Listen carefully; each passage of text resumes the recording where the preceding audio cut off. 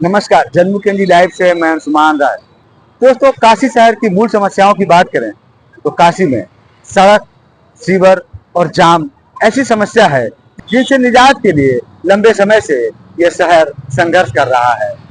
तमाम अधिकारी आए, तमाम नेता आए और बड़े बड़े वादे हुए, लेकिन इन समस्याओं से आज तक काशी को निजात नहीं मिला।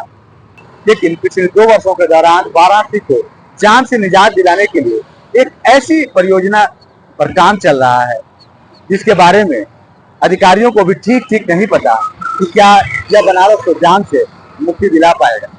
उस परियोजना का नाम है रोपवे परियोजना। जैसा कि आप मेरे पीछे देख सकते हैं, रोपवे परियोजना का काम चल रहा है। वैसे तो देव दीपावली तक इस परियोजना के पहले फेज का काम पूरा हो जाना था और कैंट स्टेशन से रथ यात्रा तक रोपवे शुरू होने वाला था, लेकिन अभी तक यह काम पूरा नहीं हो पाया है।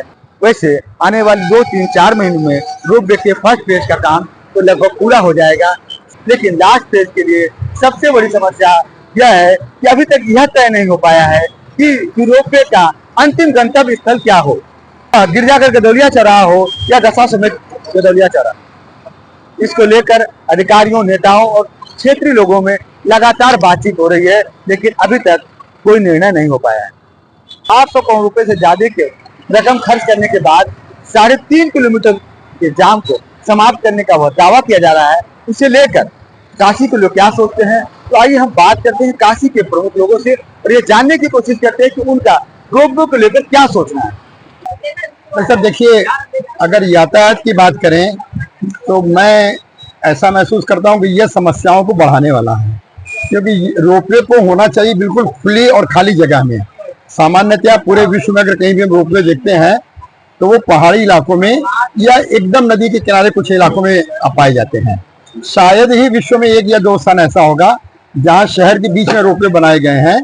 एक उदाहरण हमको दिया जाता है यूरोप में किसी कंट्री का, लेकिन वहां भी रोपवे चलाने का कारण यह है कि शहर में जगह जगह झील और नदियां हैं, उनको पार करके जाने के लिए लोगों ने रोपवे बनाया। काशी के अंदर जो बनाया जा रहा है, ये शहर के सबसे व्यस्ततम मार्ग में बनाया जा रहा है। इस स्थान पर तो पहले से ही प्रशासन भीड़ को कंट्रोल करने के लिए नाको चने चबाता रहता है, और इस स्थान पर रोपवे बनाने के कई साइड इफेक्ट हैं।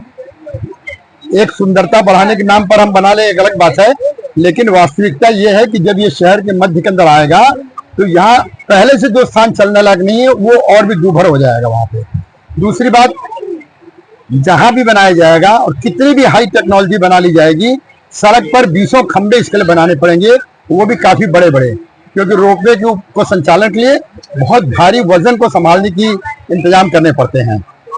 तो इसके लिए ये समस्या आएगी कि वो जिस सड़कों के ऊपर जो पहले से सकरी सड़कें हैं, यदि उन पर पिलर बना दिए जाएंगे तो हम आप सभी इस बात को अच्छी तरह समझ सकते हैं कि क्या बाद की स्थितियां होंगी। उस जाम से, उस छोटी सड़क पे जो सकरी हो जाएगी, उसके बाद एक्स्ट्रा ट्रैफिक, कम से कम 5000 आदमी हर घंटे उतर के आएंगे, उस भीड़ को संभालना बहुत मुश्किल है। एक तीसरी बात जो मुझे और महसूस हो रही है, ये मेरा अपना आकलन है, इस शहर का जो गदौलिया क्षेत्र है, खास करके गदौलिया से गुरुबाग तक का क्षेत्र, दशाश्वमेध से, इसके नीचे जल की बहुतायत है। चूंकि किसी समय में यहाँ नदी बहा करती थी, इसलिए नीचे की जमीन पोली भी है और नीचे पानी भी है। आप लोगों को शायद याद होगा कि पीछे 1 या 2 बार जब बारिश हुई थी तो अचानक से जमीन में गड्ढा हुआ, और इतना गहरा गड्ढा हुआ कि उसके अंदर पूरी की पूरी गुमटी समा गई, जो नजर तक नहीं आई। इसका अर्थ यह है कि भीतर जमीन पोली है। आज यदि रोपवे वाले अपनी व्यवस्था करके और मजबूती से पिलर गाड़ भी देंगे, तो मुझे नहीं लगता कि कल इस बात की कोई गारंटी कि वो पिलर कल डगमगा न जाए या टेढ़े न हो जाए या कोई दिक्कत ना हो जाए। तो मुझे लगता है कि ये सारी बातों को यदि देखा जाए तो रोपवे एक बहुत अच्छा सरकार का प्रयास था, लेकिन इसे खुली एरिया में बनाया जाना चाहिए था। लेकिन यदि सरकार यही बनाने की कोशिश कर रही है तो अब इसके अंदर सरकार के आगे हम कुछ नहीं कर सकते हैं।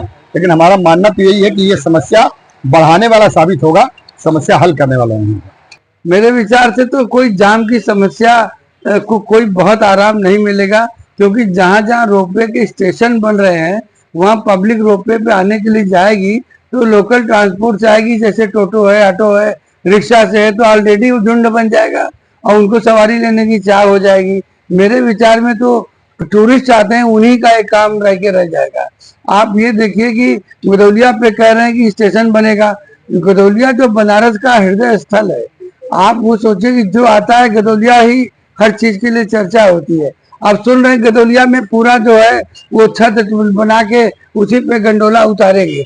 गदौलिया तो खत्म हो जाएगा, जो बनारस का हार्ट है। आप जो भी आता है या किसी से पूछिए तो गदौलिया का नाम होता है।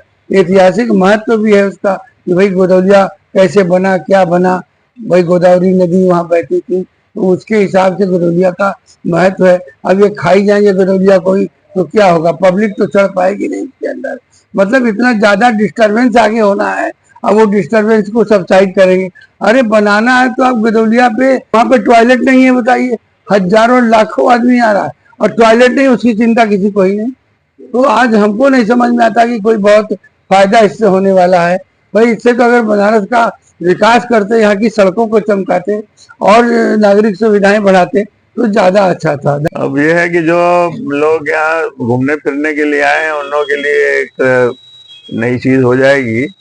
प्लस जाम में थोड़ा बहुत अंतर तो होगा, पर जो उनके स्टेशंस हैं वहां पर भीड़ भाड़ बढ़ जाएगा।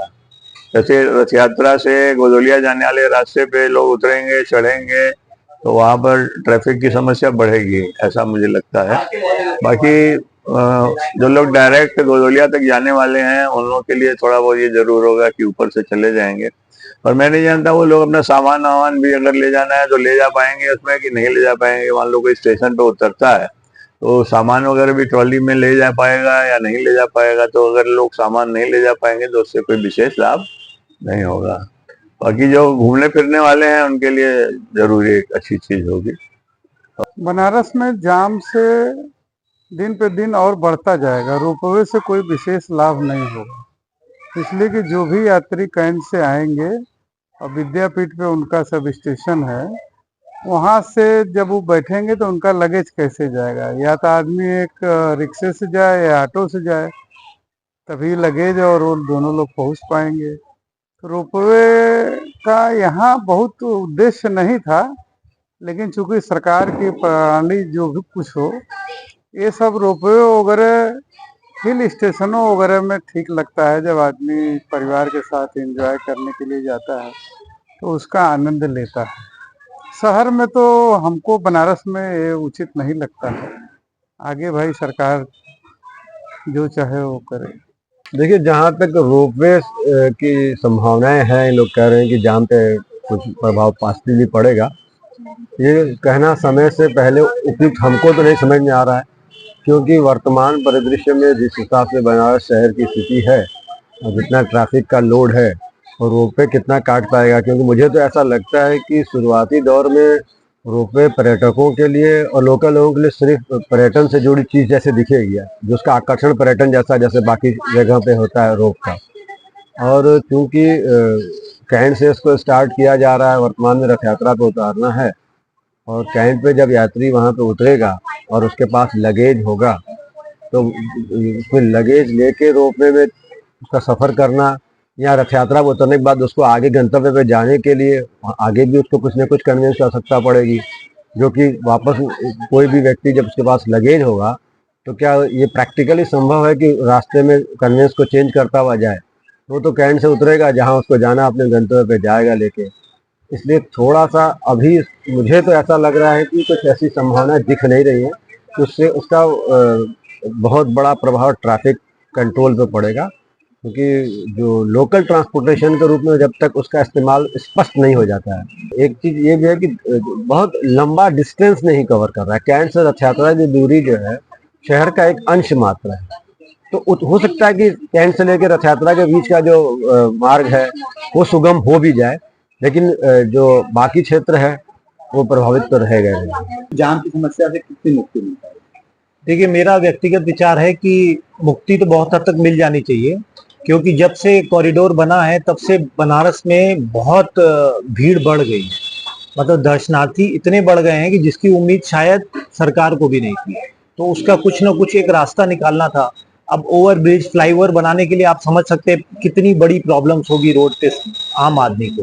तो उससे बहुत बेहतर बनाने के लिए रोपवे, जो कि हम सुनते हैं हम लोग कि इंडिया का पहला ऐसा रोपवे बन रहा है जो कि वाराणसी में पहला बन रहा है। तो हमें लगता है कि बहुत हद तक मुक्ति मिल सकती है। अब एक्सपेरिमेंट तो किया नहीं गया है, जिस हिसाब से सुनने में आता है उसमें जो ट्रॉली चलेंगी या बोगी कह लीजिए बहुत ज्यादा क्वांटिटी में चलेंगी, बट आप उससे समझ सकते हैं कितनी ट्रैफिक जो कि ऊपर हवा में ही उस मंदिर परिसर तक पहुंच सकती है। रोहित भाई, रोपवे 2-3 महीने में चालू होने वाला है जी। तो आपको क्या लगता है बनारस में जाम की समस्या कितनी दूर होगी? अंशुमान भैया, थोड़ा सा ये कह पाना बड़ा मुश्किल है कि इससे जाम की समस्या का समाधान हो पाएगा, क्योंकि जो मुझे लगता है रोपवे किसी एक लोकल हमारे वाराणसी सिटी के जो लोकलेट्स हैं उन लोग यूज कम करेंगे। बेसिकली ये यूज हो पाएगा बाहरियों से, और बाहर वाले की जो अगर मान लीजिए अगर वो बाहर स्टेशन पर उतरते हैं और जैसा कि प्रशासन और सरकार कहती है कि वहां से वो डायरेक्ट विश्वनाथ मंदिर तक पहुंचा देंगे, तो क्या जो उनके पास जो लगेज होगा, जो सामान होगा, क्या उसके साथ रोपवे उनको कैरी करके वहां पहुंचाएगा? क्या हमारे पास विश्वनाथ मंदिर पर उन सामान को रखने की क्या उतनी उचित व्यवस्था है? आज की डेट में लॉकर का अनाप शनाप रेट दिया है, जहां जिसमें हम खाली मात्र एक मोबाइल और एक पर्स रखते हैं और 100-200 देते हैं। तो क्या उनकी बैग को रखने का हजारों रुपए का चार्जेस हम लोग को पे करने पड़ेंगे? ये बाहर वालों के लिए एक बहुत बड़ा समस्या का विषय होगा। अब आने वाले के बाद जब हम ये इस्तेमाल में आ जाएगा, रोपवे प्रॉपरली ऑपरेशनल मोड पर होगी, तो हम लोग को पता चलेगा इसके क्या रिजल्ट है। बाकी जाम की समस्या उससे कम हो जाएगी, शायद ही ऐसा हो, मुझे इस पर एक शंका है। ये जो रोपवे बन रहा है काशी में कैंट स्टेशन से लेकर गिरजाघर तक, ये तो समय बताएगा कि कितने पब्लिक इससे लाभान्वित होती है और पब्लिक को कितनी सुविधा मिल रही है। अभी इसके बारे में अच्छा या बुरा कहना उचित समय नहीं है।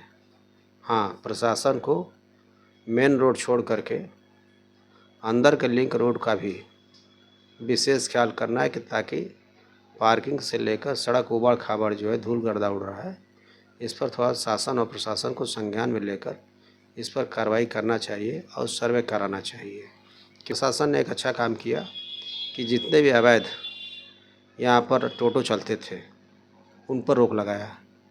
प्रशासन को इसके लिए साधुवाद है, लेकिन उसके बावजूद भी अभी बहुत से लिंक रोड, गलियाँ, सड़क जिनका अभी भी कायाकल्प होना बाकी है, इस पर जो है यथाशीघ्र कार्रवाई करके इसको नीट एंड क्लीन किया जाए। कितनी कमी आएगी जाम में? देखिए, कमी तो आएगी क्योंकि रोपवे जो है वो बहुत ज़्यादा क्वांटिटी में लोगों को लेके जाएगा, और कम से कम एक ट्रॉली में इनका 15 से 20 लोग हैं आ जाते हैं, 15 लोग आ ही जाते हैं एक ट्रॉली में। तो और एक साथ कम से कम 40 ट्रॉलियाँ फटाफट निकलती है और 5 मिनट के अंदर पहुंच जाती है, जो टोटो को पहुंचने में बहुत टाइम लगता है और इनको पहुंचने में देर नहीं लगती। पर सिर्फ एक चीज़ थोड़ा सा वो दिक्कत है कि स्टेशन से रथ यात्रा तक तो बहुत बढ़िया इसका ये रूट तो बहुत ही सक्सेस जा सकता है, लेकिन इस रूट में थोड़ा सा दिक्कत आ सकती है क्योंकि इस रूट में आवागमन बाधित हो सकता है, क्योंकि जब एक साथ एक भीड़ एक साथ एक जगह रथ यात्रा पर उतरेगी और फिर वहां से कुछ लोगों को रथ यात्रा जाना होगा, किसी को उधर जाना होगा, तो जो उधर वाली रूट के वो एरिया जो है वो कंजेस्टेड हो सकती है, उसमें थोड़ी सी दिक्कत आ सकती है। बाकी तो रोपवे काम, उससे व्यापार बढ़ेगा, उससे जो है एक चीज का ये है कि आवागमन जो यात्रियों को लोगों को लगेगा कि काशी में रोपवे और विश्वनाथ धाम, गंगा आरती, क्रूज, ये सब देखने के लिए लोग ज्यादा से ज्यादा क्वांटिटी, जब जैसे बनारस में 1 से 1.5 लाख लोग पब्लिक आ रही है तो उसकी क्वांटिटी बढ़ जाएगी। जाम से हमारे समझ से कोई मुक्ति नहीं मिलने वाली है। अलबत्ता जाम जैसे है और बढ़ जाएगा, जहां जहां से लोग चढ़ेंगे उतरेंगे वहां और जाम बढ़ जाएगा।